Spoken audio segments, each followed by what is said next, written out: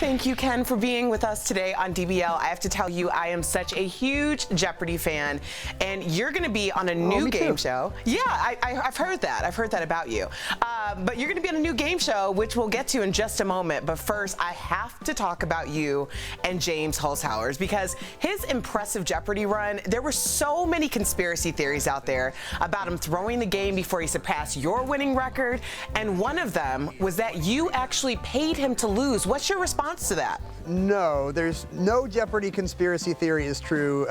When you have a job like that that's paying you, in James's case, maybe $150,000 an hour, no, honey, he's not going to quit that job. He got beaten fair and square by a very good player, and I feel like it's disrespectful to her to say that maybe he took a dive. That's fair. Now, I know you said you were rooting for James, but was there any part of you that was just a little bit jealous of all the attention he was getting? The only thing that bothered me, I gotta say, is that people were calling him Jeopardy James.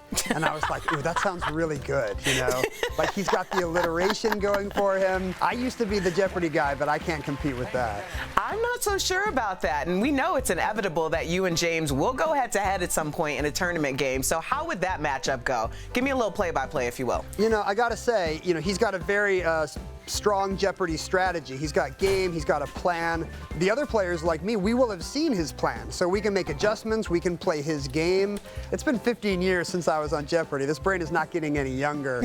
I think that you'd be just fine, Ken. In fact, I think it'd be some of the highest numbers we've ever seen in Jeopardy history, which, let me tell you, I've jumped over a couple couches in the past few weeks, so I know how excited Jeopardy fans are about this. Let's bring Ken in. Ken, come on down to the Trivia Dome. So I jump at the chance to do any kind of a game show like that again. As a game show buff, it was a huge fan to do Best Ever Trivia Show, for example, and to kind of, you know, see if I still have it. I'm going head-to-head against some pretty smart people on that show. As a pretty competitive guy, it's nice to win. It was also a pleasure to get beat and see somebody win the $10,000. Well, I can't let you go without talking about, of course, we've all been rooting for Alex Trebek during his cancer fight. So help me. Keep the faith, and we'll win. We know that his contract with the show is through at least 2022. What do you say to people who want you to be the next Jeopardy host? And could we see that someday? That's a huge honor that people even think that. I mean, it's very flattering to me that people associate me with Jeopardy, which, as I said, was always my favorite show.